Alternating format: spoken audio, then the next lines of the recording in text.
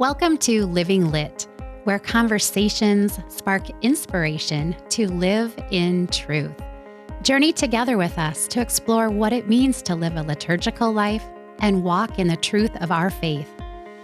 Let's instill a culture in our hearts, homes, families, and world, living a life cooperating with and walking alongside our Lord. I'm Robin Brueggemann. Let's be a light, share the light, shine the light, and live lit. Welcome back. We're back from our bathroom break and we're glad you're here. Let's jump into talking with the bigs. How about now we're going to transition into, so growing up with learning the faith together alongside Dad and I in the home was so great. But we didn't just do that. We, went to Mass, did different prayers, practiced different things. But I want to know some of the things that you think helped you then when we were growing up and raised in the faith the best we could. Like I said, it wasn't perfect, but we did the best we could with what we had. How did it help you to make that choice as an adult? When you went off to college, was there something that we did or that was in you from being raised with the faith, in an intentional way that helped you to choose it as an adult and then practice it and stay with it? So was it when you went to college or like Carter moving far away and looking for a church? So that's kind of what I would like for you guys to share too. So one of you want to start or I'll call on you. I have like 5 ideas right now, but okay, go for it. I feel like I'm talking a lot, so I was waiting. Go for it. I guess a few things immediately jumped to my mind. One, I guess I would just always love learning, and I feel like I'm very knowledge driven. And so personally, knowing the why of all of these different things, or if I didn't know the why, knowing that if I went and asked why, people would get excited with me. And if they didn't know the answer, they'd be like, oh, let's go find out. And there always is an answer. Mm-hmm. And do you mean specifically with the faith or yeah, everything? with the faith. Mm-hmm. Because when I'm asking friends or colleagues or whatever about their faith, and I'm like, wait, so you don't know the answer? And I'm like, so you, I don't know. I guess, don't know what you believe? Yeah, or why you believe that. Mm-hmm. And so I guess that was huge for me to really be solid and be able to know why. That, and because, a lot of people have different questions about Catholics, and so feeling like I could maybe kind of hold my own if someone asked me something. Kind of defend it. Yeah, reassuring. So I think that was a big thing for me. The other big thing, growing up, I think there were times I didn't super love it. But as I got older, I definitely have grown to it's been my favorite thing to, when we're on vacation or something, go to the local Catholic church. We always went to Mass on Sundays, but then we got to a point even where I think it started becoming your favorite thing. And so it was we'd be on a Wednesday and we'd be let's see if the church is open. And sometimes they're locked or whatever, but even just looking around and you mean just as we're out and about or in a different city? Yeah, really, other Catholic churches. Really gives you so much perspective that it's not just in your little small town, and there are people with faith all over the country and all over the world. And then I guess you could bring that further to then it's not as daunting for me to walk into the church on campus for the first time, because I've walked into many churches for the first time. And I know I know the key, the tabernacle altar, that kind of thing. You're used to where can I find the sanctuary lamp? Back to little 7-year-old Julia. I feel like there's something else I can't remember now, so you guys can talk. It made you comfortable. Yeah. Because we visited Catholic churches, it was normal for us, on vacation or just out and about. Yeah. Then it gave you were more comfortable to search it out on your own. Then when I'm going to church weird. in college, I'm nervous more so because I don't know everybody. I'm not nervous because I'm I'm walking into the building and where do I sit and do I do where's it boiled all of the nervousness down to just a social aspect.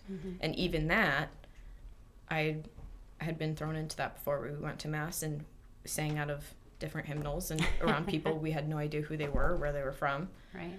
And then it also, I think, is worth mentioning that it's cool to be aware of visitors then.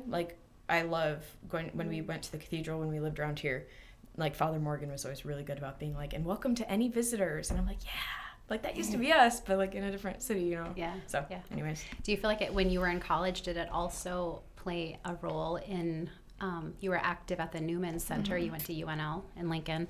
Do you feel like you had more courage also in that? I mean, not that you were not a courageous person already, but did it help you in your college life at the Newman and stuff? For sure. I think, yes. Short answer, yes.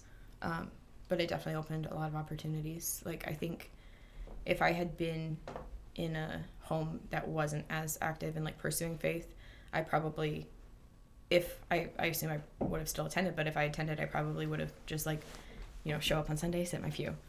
Where now, like, you taught me all these different things and how to love Jesus, and having our holy hour on Saturdays that we got to come along with for Dad and stuff like that. Like, then I did find myself being inclined to have a holy hour in college and, you know, play piano for Mass, which that's terrifying. I have stage fright.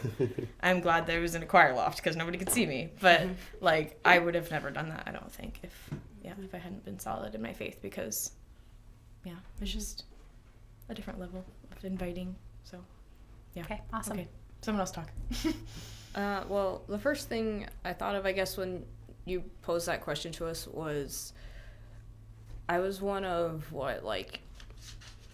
8 or 9 Catholics in my grade at school, so there weren't very many of us compared to, like, the substantial amount of Protestants, and I got into a lot of fights, I guess.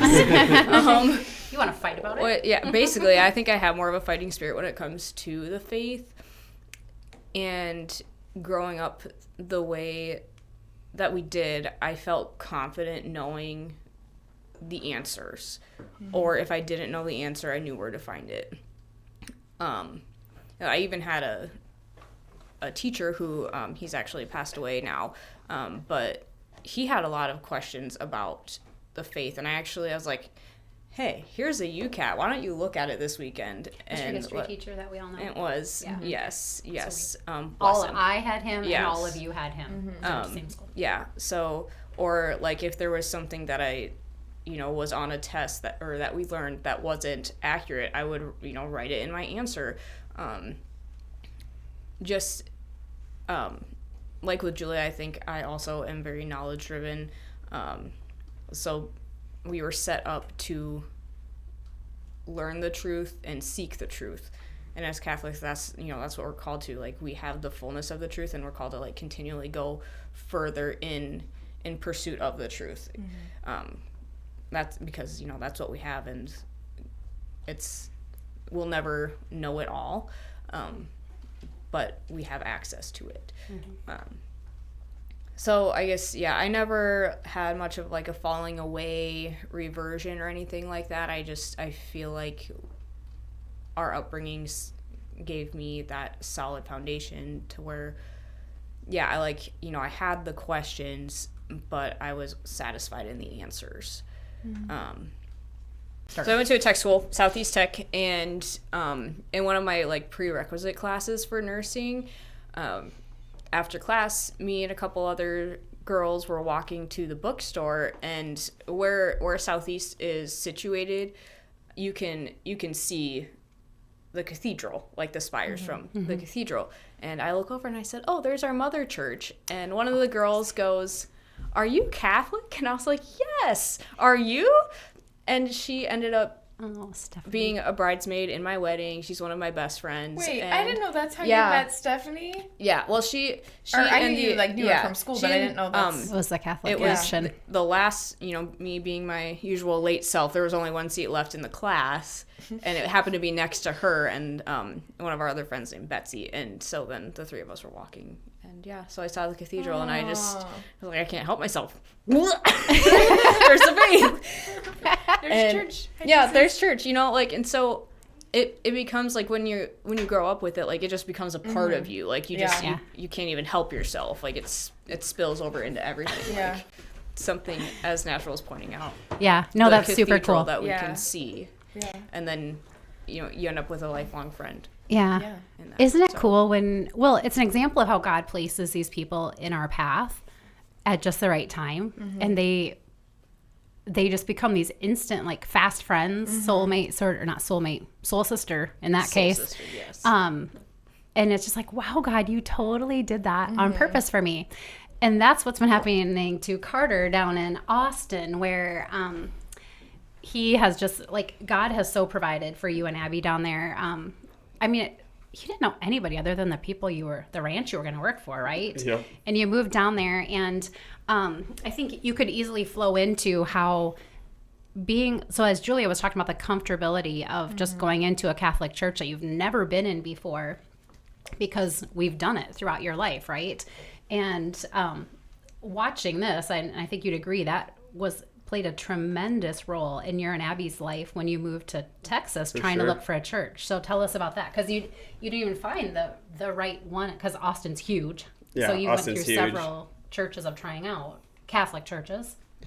Yeah, like we got there, and of course we knew we wanted to go to church, Catholic church, and we went to, a church, and, it's like, oh, this is nice, some cool people you always meet and stuff, but we went to the cathedral, and they had like a young Catholic adult group, which is something that I was in the young Catholic adult group in Sioux Falls here, and they're awesome, and, people are there for the same reason, which helps.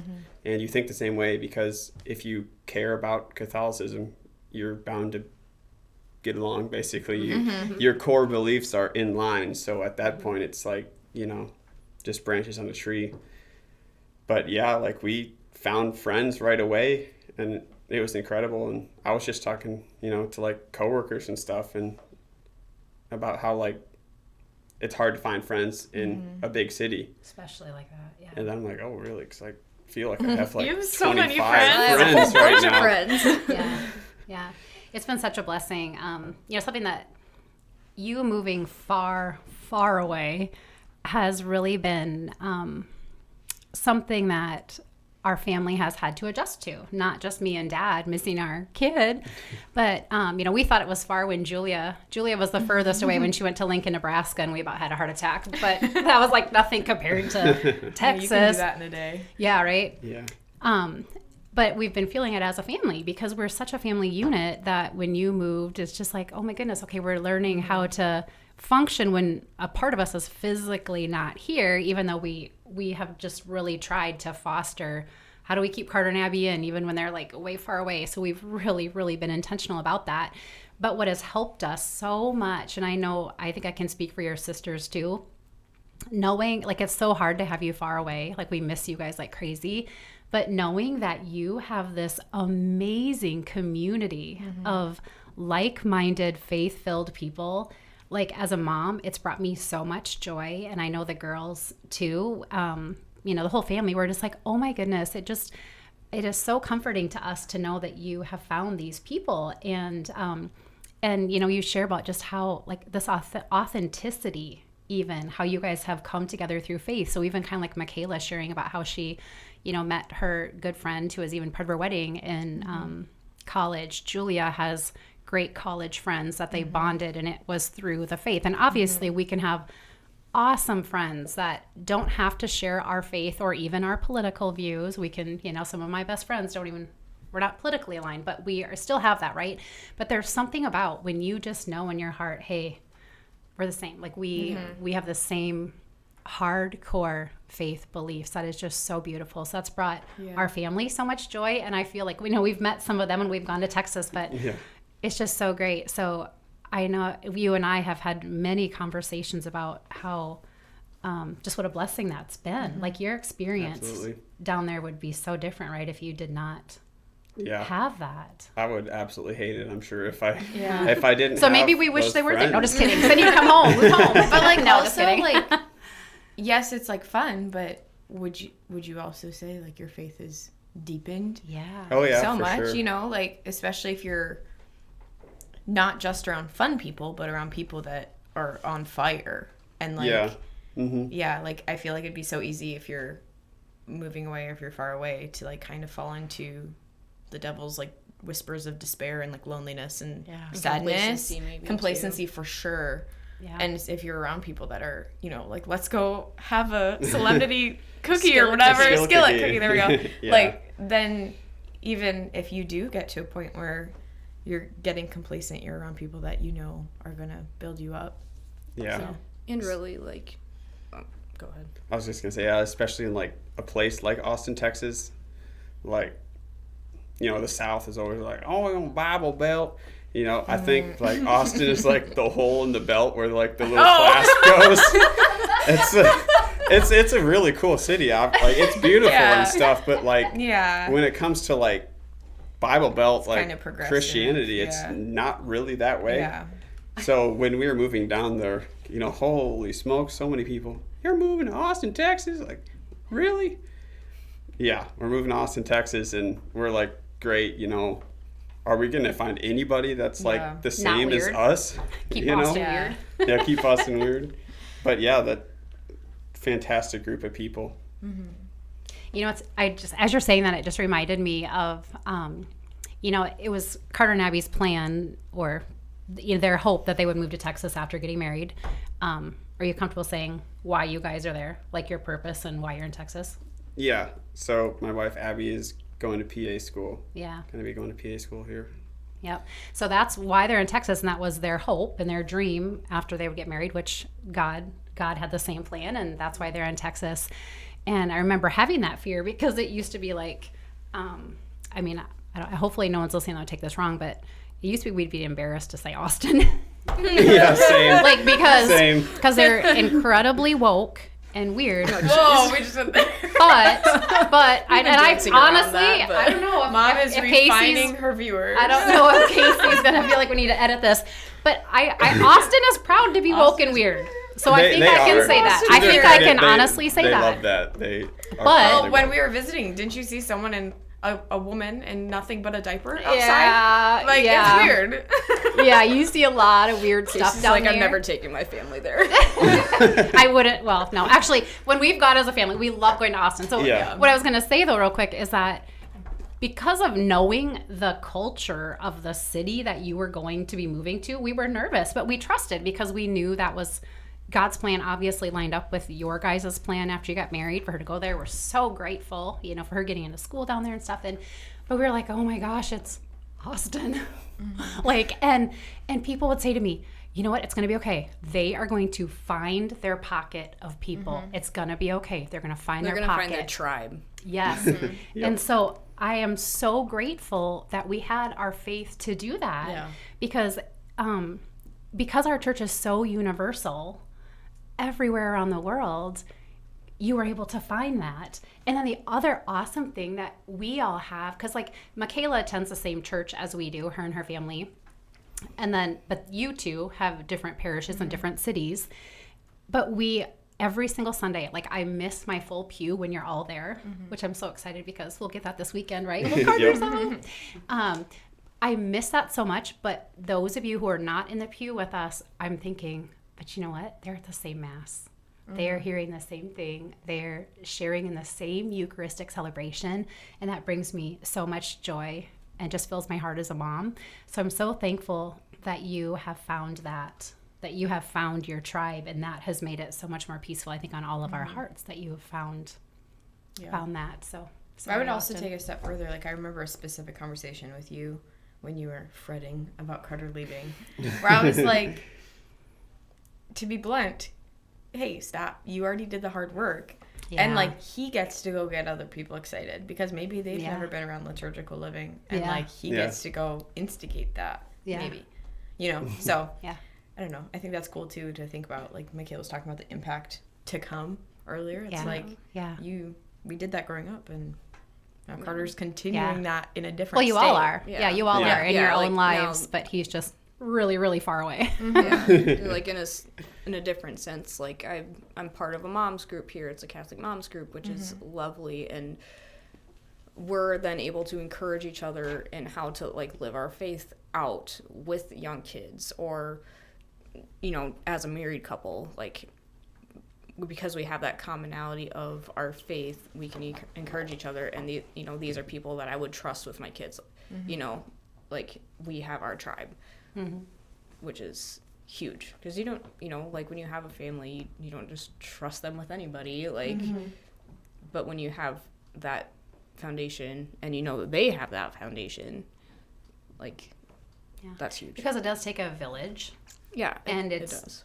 You have, it's the people in your village then to help you on your faith walk, and even if you're not like raising a family, Carter has found his village down far away, but we're all still united. So yeah, how about some closing thoughts that you guys have? Carter, since we don't get you, like the girls will be able to come in and record with me since they live somewhat local, but you won't be able to for a long time unless we Zoom. So what thoughts do you have before we go, like on anything faith or just anything that the Holy Spirit's put on your heart right now? When it comes to like living liturgically, and like especially involving like the saints, I was gonna mention how like it like affected me on a different level, I think, because I love history. I've always loved history. Yeah. And like we were talking about a saint this week, next week we're talking about a different saint, and the fact that they're all across the globe from all different time periods, it just like hit me on like a different level of like, okay, so because like in today's culture, today's like world, it seems like impossible to be like Catholic or just Christian period, because of just the way the world is. But to know that, oh, this isn't new, like this is something that throughout history so many people have followed as the truth, I think just helps a lot. And involving like family history too, it all like plays a part. Yeah. Like I was doing some like family history, like studying on like the internet, and I didn't get all the way done with like dad's side, but the stuff that I did, which was most of it, I was like, holy crap, because I was like trying to figure out like how much German, how much Dutch we are. We're pretty Dutch. But I was like, wow, we're 100% Catholic, which I had never even thought of. But like some records that are easy to find are marriage certificates and like funeral, like death certificates, stuff like Catholic cemeteries, Catholic weddings. I was like, wow, so this is something that is so important that they traveled from, the Germans and Dutch traveled across the pond. Yeah. They left everything, but there's one thing they did not leave behind, and that's the Catholic faith. Yeah. Aww. I love that. I love that. Yeah. Aww. Or like growing up. Your sisters are But like kind of what you were saying with the saints is like, growing up hearing about martyrs, when it's so easy, like everyone else at school is like not into their faith, but then you're reading about these martyrs and it's like history, it's true stories, and you're like, they literally chose to die for their faith. It really makes your wheels start turning, because there's got to be something there that they would die for. Yeah, what would you die for? Like, what would I die for? And then it makes it's curiosity, I guess, too. And you're like, I kind of want to care that much about something too. Yeah. So. And the other cool thing to remember that we can easily forget when it comes to history is there are saints being raised up today. Yep. Today. Yeah. And if, to those who are kind of paying attention, there are some so close, and even some close within our diocese vicinity. Is that Michelle Dupont? But even, at a greater level. But to think of that, there will always be saints being raised up within our world, within history, within our church. That's just very powerful to think of.